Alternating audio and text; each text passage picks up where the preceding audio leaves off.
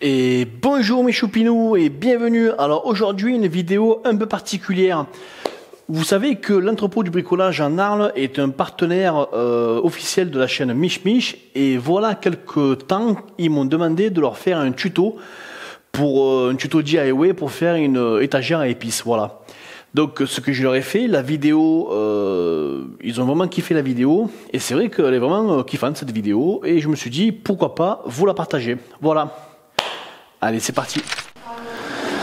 Bonjour et bienvenue à l'entrepôt du bricolage en Arles. Je m'appelle Michel et je serai votre animateur pour cet petit atelier. Aujourd'hui, nous allons réaliser une étagère porte-épices entièrement réalisée main. Pour ça, il va vous falloir du champ adhésif, un mètre ruban, des serre-joints, de la colle prise rapide, un crayon, une équerre, du scotch multisurface, multi-usage, un réglé et une scie. Alors nous allons commencer par faire deux bandes de 10 cm. Donc je prends mon petit réglé, je le mets à 10 cm. Voilà.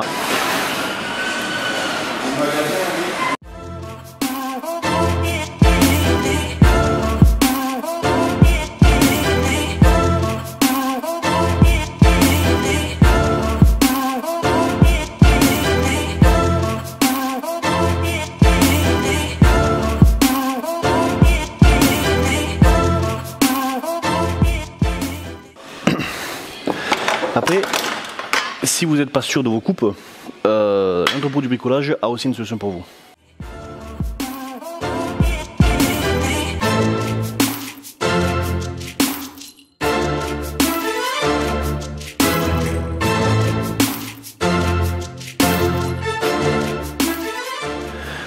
Bon, me voilà de retour du service des coupes. Oui, j'ai tout fait découper là-bas, comme ça je suis sûr que mes planches sont pile poil d'équerre et coupées toutes à la même dimension. Voilà. Comment va se présenter l'étagère? Très très simple. Il y aura un fond, donc là, le bas, le fond et la partie supérieure. La partie supérieure, on va la trouer avec une scie cloche de façon à pouvoir mettre les épices dessus. Voilà. Allez, c'est parti.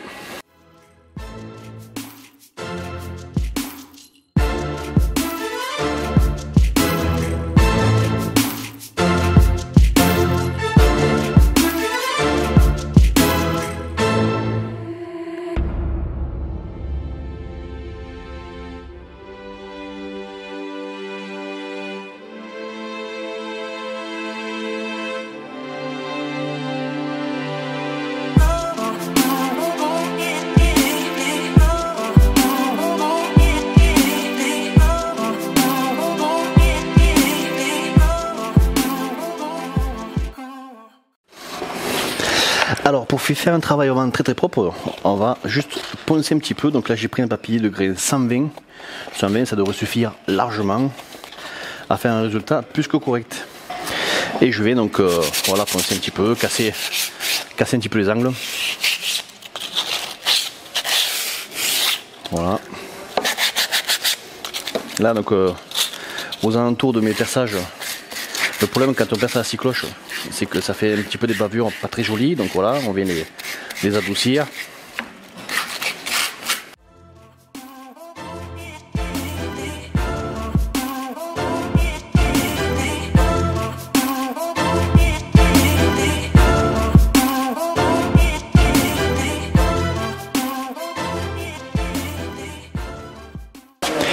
Et voilà, enfin l'étape du collage. Maintenant que toutes vos pièces sont coupées à bonne dimension, poncées, nettoyées, propres, si vous voulez les vernir, si vous voulez les peindre selon vos goûts, c'est le moment où vous pouvez le faire après, mais du coup là maintenant c'est quand même plus simple de vernir ou de peindre maintenant que après. Moi je vais laisser ça brut. Donc je prends un peu de colle. Alors moi j'ai choisi la colle prise rapide 2 minutes parce que bon, vous voyez bien, c'est une étagère porte-épices donc ça va pas non plus porter très très lourd.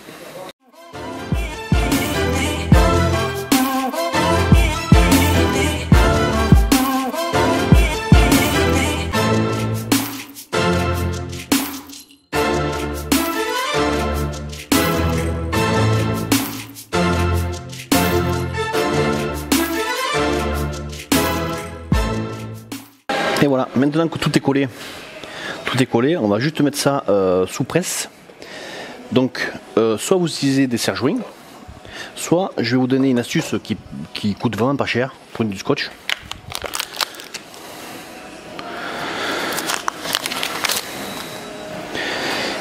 Et vous venez scotcher vos éléments ensemble.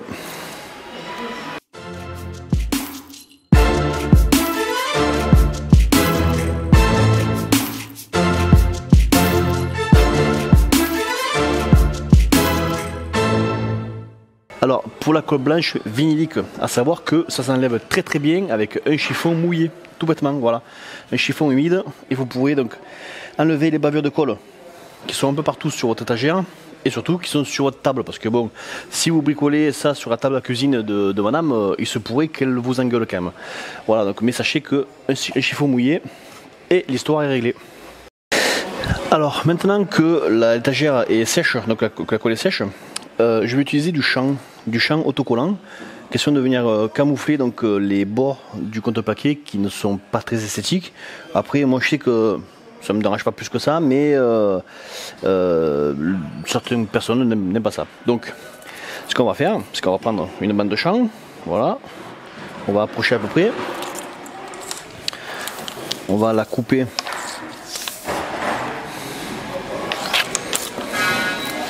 Donc on va la couper avec un cutter à la dimension approximative. Voilà. C'est un champ autocollant, donc il y en a qu'il faut chauffer, donc thermocollant, mais celui-là il est autocollant.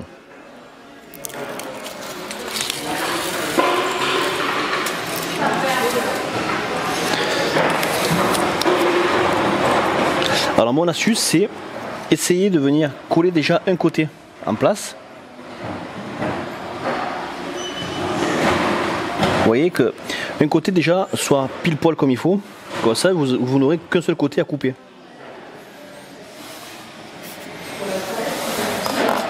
Voilà, et vous pressez du centre vers l'extérieur. Voilà. Donc vous reprenez votre cutter et là donc vous venez couper à ras.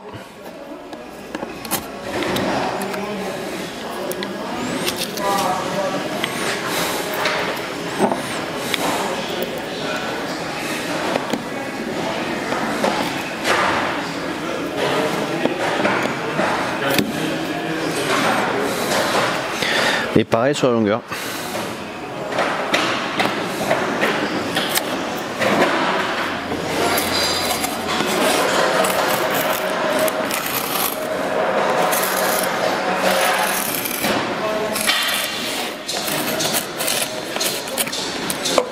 Voilà.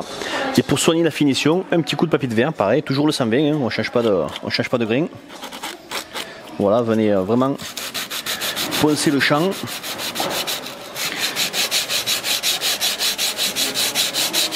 Jusqu'à qu'il arrive au bord de votre étagère.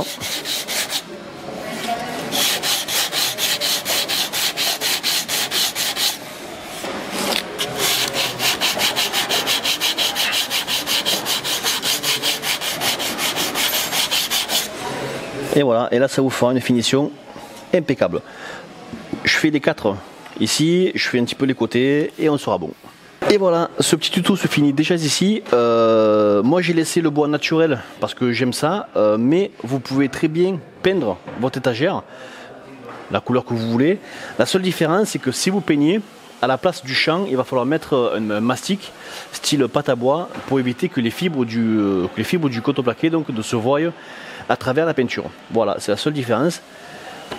Sur ce, je vous souhaite une excellente journée et bricolez bien.